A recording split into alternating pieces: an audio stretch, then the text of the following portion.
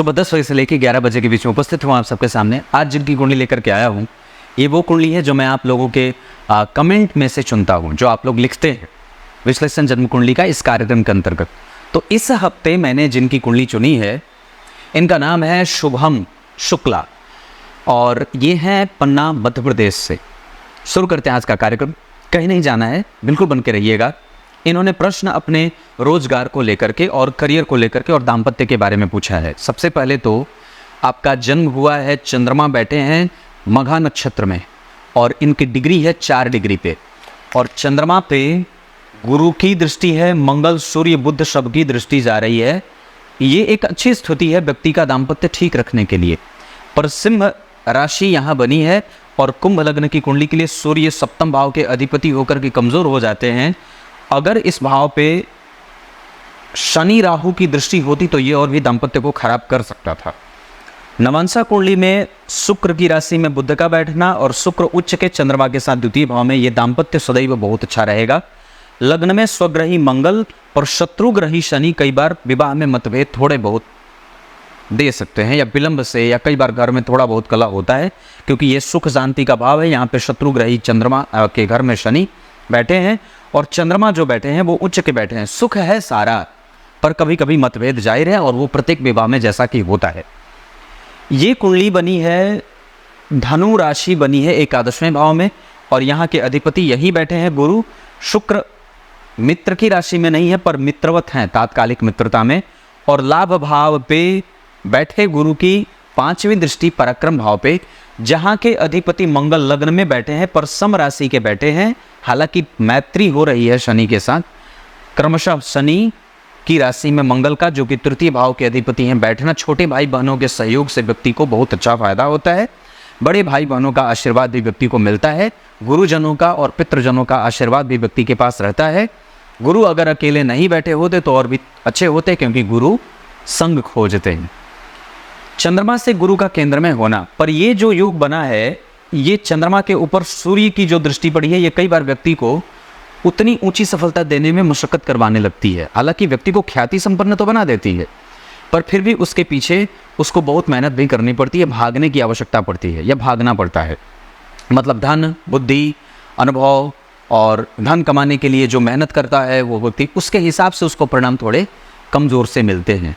और चंद्रमा लेकिन इस कुंडली में सबसे ज़्यादा अच्छे हैं। शुक्ल पक्ष के त्रयोदशी, चतुर्दशी, एकादशी, द्वादशी, दशमी, नवमी के चंद्रमा बड़े अच्छे होते हैं। इनकी कुंडली में रोजगार वगैरह के लिए भी अच्छे हैं। एक बात और कह दूँ तो अभी सूर्य की ही दशा चल रही है, थोड़ा इरिटेशन अभी है, थोड़ा बहुत दिमाग मन परेशान है। लेकिन एक बात है कि लग्न में सूर्य बुध और मंगल बैठे हैं तो व्यक्ति की बैंकिंग कैपेसिटी अच्छी है, उसकी मार्केटिंग पॉलिसी अच्छी है और वो फिनेंशियली हमेशा ही स्ट्रांग रहेगा। उसके पास धन की समस्या नहीं है, उसकी तर्क बल में कोई कमजोरी कभी भी नहीं आएगी, वो विक्षिप्त नहीं होगा और उसके पास धन की समस्या कभी भी नहीं रहेगी। उसके कुटुंबजनों से उसके संबंधों में कभी कभी मतभेद वाले देख रहा हूँ, पर धन उसको मिलता रहेगा, उसकी सारी इच्छा और आकांक्षाएं पूरी होती हैं। इनका जन्म हुआ है मघा नक्षत्र में। भगवान शुभम जी, आपका जन्म मघा में हुआ है और चंद्रमा जो है वो सिंह राशि का निर्माण कर रहे हैं। इस बात को थोड़ा समझना होगा, ध्यान से देखिए। मघा नक्षत्र के चंद्रमा व्यक्ति को पौराणिक बनाते हैं, मतलब व्यक्ति बहुत पुरानी बातों को याद करता रहता है, ये पहली बात है। मघा नक्षत्र के अधिपति जो होते हैं वो केतु होते हैं, यही केतु का नक्षत्र है और इस वजह से व्यक्ति के पास धार्मिकता सदैव बनी रहती है, ये दूसरी बात है। मघा नक्षत्र में जन्मे होने वाले लोगों में पौराणिकता और धार्मिकता के साथ साथ उनमें कभी कभी ईर्ष्यालु प्रवृत्ति को भी पनपते देखा जाता है। वो कई बार स्वार्थ से युक्त होकर के कोई काम करने लगते हैं और कई बार उनमें दूसरों की प्रगति को देख करके जलने की बदबू सी आने लगती है। ये काम बिल्कुल भी ठीक नहीं है। ये दूसरी की बात। तीसरी बात है, चौथे नंबर पे अगर मैं बात कहूँगा तो मघा नक्षत्र के प्रभाव में आने के कारण व्यक्ति का सेंस होता है वो बड़ा ही पैरेलल काम करता है। मतलब सामने वाला जैसा प्रभाव लेकर के बैठा है वैसे ही आपको भी प्रभाव निकालने की स्थिति होती है। मतलब अगर सामने वाला आपके साथ दुश्मनी कर रहा है तो आप भी कई बार दुश्मनी करते हैं, पर यह बात कई बार आपको नुकसान भी पहुंचा सकती है। इस वजह से इस व्यवहार में बदलाव करने की आवश्यकता होगी और सभी के साथ मित्रता का माहौल इस जातक की कुंडली में है, क्योंकि चतुर्थ भाव के अधिपति जन्म कुंडली में तीसरे बैठे हैं पर गुरु से दृष्ट हैं। इस वजह से आपको कम से कम चल अचल संपत्ति से तो सुख है, पर व्यक्ति के मित्र भी अच्छे होते हैं।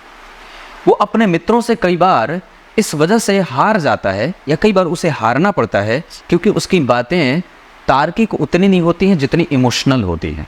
ये भी एक अलग बात है। ये कुंडली कुंभ लग्न की है और मघा नक्षत्र के अधिपति केतु, लग्न के अधिपति शनि, इन दोनों का प्रभाव व्यक्ति को प्रैक्टिकल बनाने से थोड़ा चूक जाता है। हालांकि आपकी कुंडली में लग्न 20 डिग्री का बन करके अनुभवी है, इस वजह से आप किसी भी तथ्य को प्रैक्टिकल समझने की बारी बाद में आती है। पहले आप उसे हृदय से लगा लेते हैं, पहले उसे आप अपने दिल से समझते हैं, फिर उसके बाद उसमें दिमाग की उपस्थिति होती है। ये कुंडली धनवान है, सार्वजनिक रूप से सभी बात को एक्सेप्ट करने वाली है। वो कभी भी कोई काम छुप छुपा करके या लुका छुपी करके नहीं करता है। वो सबके सामने सबकी बातें करना चाहता है। उसके हृदय में कोई भी दया का भाव, करुणा का भाव, ईर्ष्या का भाव जो भी है वो सब सामने है। उसके दिमाग में कुछ भी नहीं रहता, हृदय का वो विशाल होता है। एक बात और है, ये व्यक्ति व्यापार करके धन कमा सकता है। इसके साथ साथ वो राजा का मंत्री होता है, राजा के साथ जुड़ करके काम करता है और कई बार सरकारी नौकरी का सुख इस कुंडली को ज़्यादा मिलेगा। इस आधार पर व्यक्ति दो चीज़ें बहुत अच्छे तरीके से कर सकता है, कुंभ लग्न, केतु का नक्षत्र, चंद्रमा, और जो स्थिति मैं देख रहा हूँ गुरु की, सूर्य की, बुध की, मंगल की और चंद्रमा की, उसके आधार पर व्यक्ति या तो अपना काम करे या तो फिर सरकारी नौकरी की तैयारी करे। इसके अतिरिक्त वो किसी प्राइवेट नौकरी के बारे में कभी भी विचार ना करे, वहाँ से आपको कोई फायदा नहीं होने वाला है। इस कुंडली में दशम स्थान के अधिपति लग्न में लक्ष्मी संपन्न योग बना रहे हैं और चंद्रमा के ऊपर सूर्य की दृष्टि आपको कई बार धन से कमज़ोर, मन से कमज़ोर, बुद्धि से कमज़ोर और कई बार बहुत सारी चीज़ें साधनों से कमज़ोर कर रही हैं, पर विख्यात बनाती है अच्छाई के मामले में। इतनी बात है। इस कुंडली का धन में धन भाव शनि और केतु से प्रभावित है और धन भाव के अधिपति और धन के कारक गुरु एकादशवें भाव में बैठे हैं और बैठे हैं धनु राशि में, अपने ही राशि में। नक्षत्र पूर्वाषाढ़ा का है जिसका प्रभाव व्यक्ति को कभी भी अनुभव से युक्त रखने वाला बन रहा है। इस कुंडली में गुरु और मंगल का एक दूसरे से केंद्र में होना व्यक्ति की कैपेसिटी बढ़ाता है और व्यक्ति की पारलौकिक सुखों में वृद्धि करने वाला होता है। मोक्ष योग लगा करके शनि बैठे हैं। शनि की तीसरी दृष्टि जन्म कुंडली के चतुर्थ स्थान पे धन और मान की वृद्धि करने वाली, माता के प्रभावों को कमज़ोर और कई बार उनके स्वास्थ्य को चिंतित करने वाली बना सकती है। शनि की सातवीं दृष्टि जन्म कुंडली के अष्टम भाव पे मित्र की राशि पे पड़ेगी, जहां पहले से ही राहु व्यक्ति को सोचने के लिए विवश करते हैं और भ्रम में रखने के लिए काफ़ी होते हैं। तो शनि, राहु और मंगल का प्रभाव जब जन्म कुंडली के अष्टम भाव पे पड़ता है तो व्यक्ति को यात्रा विशेष पे ध्यान देनी चाहिए। उसके बाद वो अपने स्वास्थ्य का नियमित रूप से जांच कराता रहे, रक्त, मांस, मज्जा, पेट वगैरह कमज़ोर न हो, वीर्यपात न होता रहे, ब्रह्मचर्य का पालन करता रहे। इसके अतिरिक्त अपने नींद की पूरी कोशिश करे कि वो पूरी होती रहे। अनियमित होकर के काम करेंगे तो दुख होगा।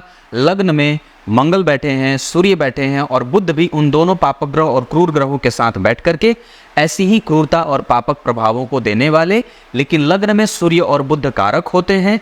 इस वजह से व्यक्ति कम से कम बौद्धिकीय स्तर पे बहुत ही बुद्धिमान और चिरंजीवी आयु वाला होता है। एक बात और है, इस व्यक्ति का स्वभाव गंभीर और बहुत ही मनन करने योग्य है। एक बात और है कि शनि की 10वीं दृष्टि जन्म कुंडली में गुरु की राशि पे पड़ रही है। इस वजह से व्यक्ति की कुंडली में 2 से ज़्यादा से 3 से ज़्यादा 4 से ज़्यादा 5 तक सरकारी नौकरी के योग बनेंगे। एकादशवें भाव में गुरु की 5वीं दृष्टि पराक्रम भाव पे पर मंगल की राशि, मंगल धन भाव का संबंध बना रहे, धन से पराक्रम का संबंध बना रहे हैं, लग्न से संबंध बहुत अच्छा होता है। गुरु की 5वीं दृष्टि जन्म कुंडली में बुध की राशि पे, जहाँ से व्यक्ति को अच्छा बोलने वाला और अच्छे तरीके से कम्युनिकेट करने वाला बनाएंगे। इसके साथ साथ संतति का सुख भी व्यक्ति को मिलता है। और गुरु की 7वीं के बाद जो 9वीं दृष्टि होती है वो सप्तम भाव पे जा रही है, जहाँ चंद्रमा पहले से ही उस भाव को बड़ा अच्छा और नेचर अच्छा दे रहे हैं, जहाँ से व्यक्ति की पत्नी धार्मिक और पत्नी के पीछे पीछे घूमने वाला, पत्नी को प्रेम करने वाला और प्रेम पाने वाला बना देते हैं। नवांशा के बाद दशमांशा में लग्न में सूर्य और मंगल का बैठना, स्वग्रही शुक्र वृश्चिक राशि के शनि और मंगल जन्म कुंडली में लग्न में, ये लक्ष्मी संपन्न योग बनेगा। घर में कभी कभी कलह का वातावरण मच सकता है, पर व्यक्ति चल अचल संपत्ति से कारोबार संबंधित कर सकता है, मैकेनिक्स से संबंधित कारोबार कर सकता है। इसके साथ साथ वो जो फर्टिलाइजर होता है उससे संबंधित काम कर सकता है, मार्केटिंग अच्छी कर सकता है, MBA कर सकता है। टीचिंग एबिलिटी बहुत अच्छी है इस जातक की कुंडली में। बैंकिंग और फिनेंस का योग बहुत अच्छा है। इसके साथ साथ व्यक्ति जो है वो मैनेजमेंट भी बहुत अच्छे तरीके से कर सकता है। होटल मैनेजमेंट और विवाह शादी जो काम करवाया जाता है वो काम बहुत अच्छा है। इस कुंडली में व्यक्ति को पांडित्य का कृत्य करने का भी योग बहुत अच्छा बना हुआ है। शुक्ल हैं आप, इस वजह से बता रहा हूँ। आपकी कुंडली में लाभ भाव ठीक बना और व्यक्ति प्रकांड है, ज्ञान को समझने वाला है। इसके साथ साथ व्यक्ति की कुंडली में लॉ ऑफिसर बनने का भी योग बहुत अच्छा बना हुआ है। आप चाहे तो लॉ भी कर सकते। अब आपको आपकी कुंडली में लाभ भाव पे लेके आता हूँ। लाभ भाव के अधिपति गुरु वहीं बैठे हैं और नक्षत्र है वो उनका पूर्वाषाढ़ा का। एक बात और है, ये व्यक्ति जिनकी कुंडली में द्वितीय भाव के अधिपति स्वग्रही हैं, द्वितीय भाव पे शनि राहु केतु का प्रभाव है, इस वजह से स्वादिष्ट भोजन का प्रिय है। द्वितीय भाव स्वाद का होता है, द्वितीय भाव भोजन ग्रहण करने का होता है। अगर कोई व्यक्ति बहुत ज़्यादा खाता हो तो उसकी कुंडली में द्वितीय भाव बहुत ही ज़्यादा पापग्रह से प्रभावित होता है। जिसमें मैंने एक कुंडली बताई थी कि एक 3 साल का बच्चा था, हिमाचल प्रदेश से वो कुंडली मेरे पास आई थी मंडी से। उनकी बुआ ने उनकी कुंडली दिखाई थी, कहता पंडित जी ये 3 साल का है पर खाता बहुत है। मैंने कहा उसके दूसरे भाव में पापग्रह का प्रभाव है, इस वजह से वो पाप धन के साथ करता है, ऐसा होता है। तो यहाँ पे भी शनि मंगल राहु केतु है, अपना भोजन नियंत्रित करें, नहीं तो वजन बढ़ने का खतरा हो सकता है।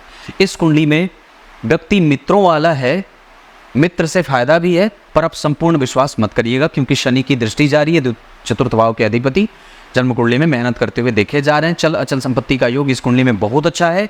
व्यक्ति अपने बल पे कई सारे भवन का सुख और वाहन का सुख भोग सकता है, जिसके लिए उसको शुक्र की दशा का इंतजार करना चाहिए और गुरु की दशा का इंतजार करना चाहिए। अभी आपकी कुंडली में सूर्य की दशा चल रही है, जो सूर्य आपको आपकी कुंडली में लग्न में बैठ करके प्रभावशाली, आत्मविश्वास से युक्त, घर्षण करने वाला और मेहनती बनाने के साथ साथ आपको कभी भी मोरालिटी में कमज़ोर नहीं करेंगे। आपकी पत्नी के पास मोरालिटी बड़ी अच्छी रहेगी, उनकी तार्किकता, उनकी समझदारी और उनके अंदर का धर्म कभी भी गायब नहीं होगा। उनके अंदर का धर्म हमेशा जागृत रहेगा और यही बात आपके भी दिनचर्या पे लागू होती है। एक बात और कह दूं, आपकी कुंडली में एक बात जो समझ में आ रही है मुझे, जन्म कुंडली में पंचम भाव के अधिपति लग्न में है, इस वजह से व्यक्ति की शिक्षा बहुत अच्छी है, पद्धति बहुत अच्छी है। धर्म भाव के अधिपति ने धर्म को देखा है, धर्म के कारक स्वग्रही हो रहे हैं, इस वजह से व्यक्ति धार्मिक होता है और दानी होता है।